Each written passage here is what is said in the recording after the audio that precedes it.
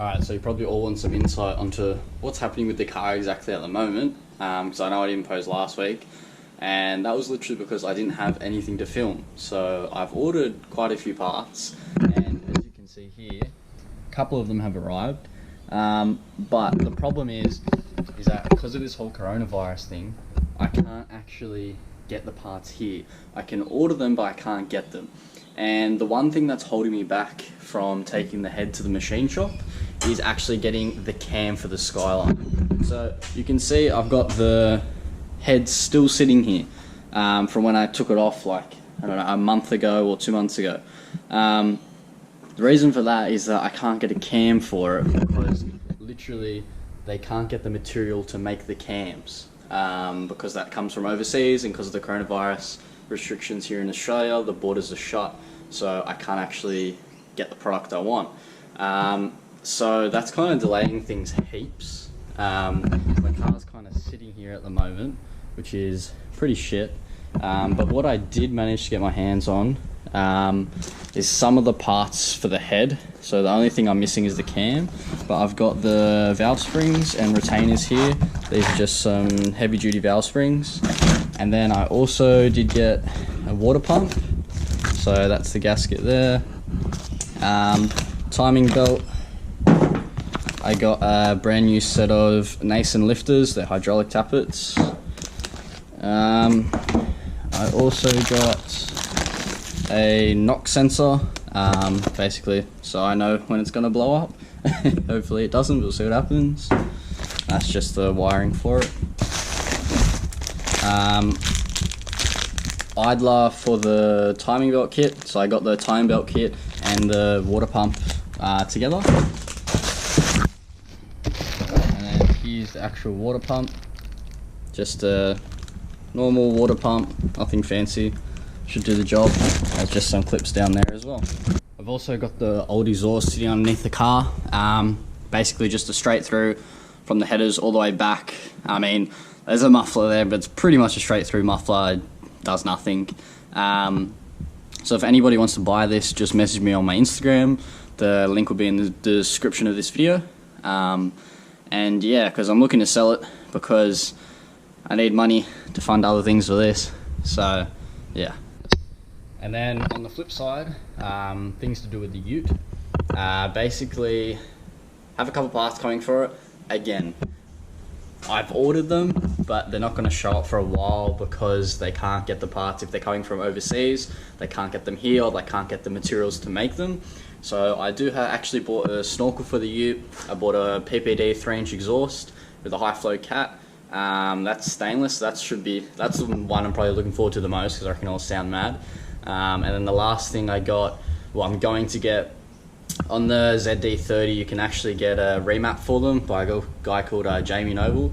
So I'm going to try and get my hands on one of those, and I reckon the snorkel, the exhaust and the remap will just transform the car. That's what I've heard from other people, so I'm really keen to give it a shot and see what happens. So when I get each of those, I'll probably do a separate video just to break it down and make it easier, because I assume the snorkel install's not going to take 10 minutes, neither is the exhaust. I've heard things about getting the dump pipe off and having to take turbo off, but I think I'll just worry about that when it happens. And then the other thing I did buy for the ute was also an LED conversion kit, headlight conversion kit, because the lights, like the halogen lights on the D22, are absolutely shocking. At night you can't see anything. So I did get an LED kit from Supernova. I can't remember the exact bulb, but the shipping said it's on its way because they're made in Australia, and they were actually only one of the things I bought that were in stock. So I'm pretty keen for that.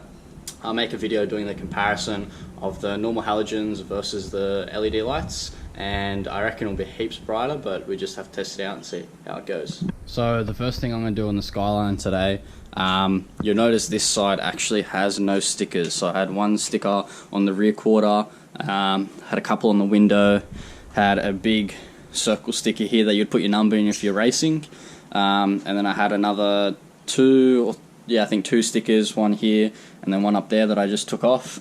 So I'm going to be doing that on this side as well, just because, I mean, the stickers from the previous owner, as you can see, and I don't need them. They're just workshops or different races that they've done. So I'm just going to get the heat gun. I'll probably do a time lapse or something like that and just start to peel them off and then clean up all the glue. So for me to get these stickers off, on the other side, I found the easiest way was just to use like a heat gun or something. So this is just one I bought off eBay ages ago, just like soldering head units in the ute and stuff. So it has got like a soldering iron input on this side and a heat gun input on this side if you'd use it for like heat shrink or something. But it actually works really well on removing the stickers. So I'm just going to heat that up, heat up all the glue at the back, and then it should just peel off in one go, and it should be really easy. So let's get into it. So I've actually got a head mount on, so I'm hoping to God you can see actually what's happening. But I'm just going to heat this up. There you go, just let it heat up. Nice. Now I'll start getting onto it.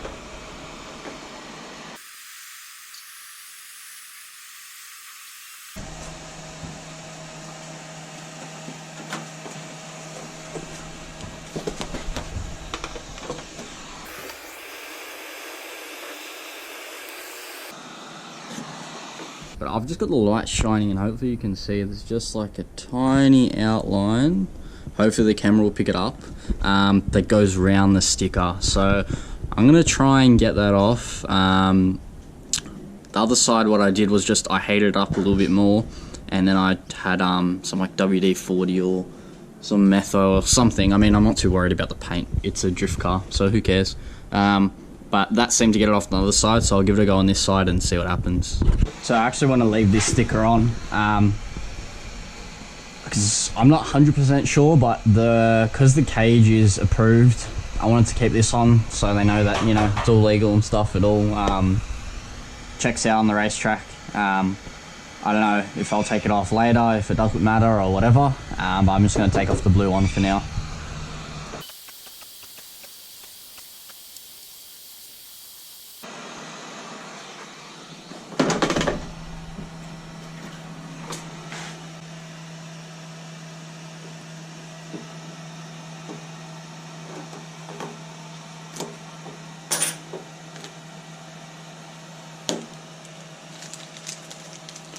We own.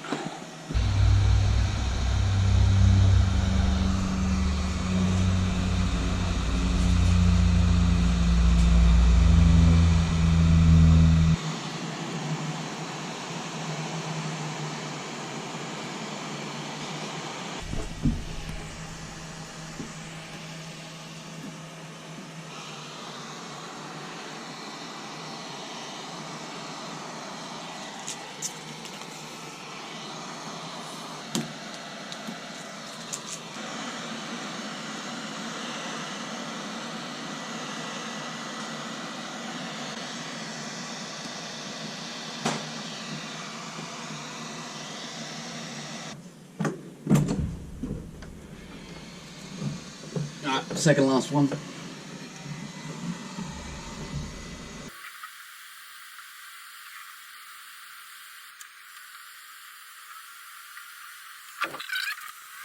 So now I've taken all the stickers off. The outlines are pretty much gone. There's like a little bit of glue here that I just have to get rid of. Some more there and at the back as well. But for the most part, like the brown outline's gone. It's just little bits of glue that I need to get rid of. But I'll do that another time. I reckon the car looks heaps better now without the stickers. Got my Golby's part sticker on the back. But yeah, no, I think it looks awesome, especially down here. This came off really well. Like, you can't see anything. It's just like the sticker was never there, which is awesome. I didn't film it on camera because I figured it would be pretty boring. But I have gone through and somewhat tried to clean the engine bay. Like, that's still a bit shitty there. That I just can't get off. I don't know what that is. But overall, it's actually pretty good. It was a rally car before, so I can't really expect much, I guess. And it is a track car, so you kind of have to make sacrifices. Because I'd rather have the goodies in here than making it look like a show car on the outside. Like, I just really want it just to run perfectly. It'll have plenty of power, and I want it to make it reliable and last. That's why I'm spending a lot more money on the engine. and kind of like all those components rather than the body, because at the end of the day, it's not a street car, it is a track car, and it is a 31, and it is 30 years old, so you gotta make sacrifices when you try and do it on a budget.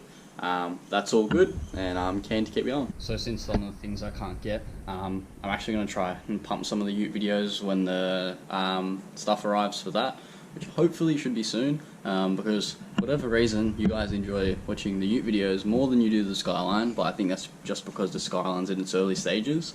But yeah, so the ute videos will be coming. I'm going to do a full driving video as well, because I know I enjoy not only making the videos, but I do enjoy going out and full driving, so I thought might as well document it, and I reckon it'll be mad, so stay keen for that. So I know this probably wasn't the most interesting video, but until I get parts, I can't really do much at the moment, so cheers for watching, and I'll catch you guys next time.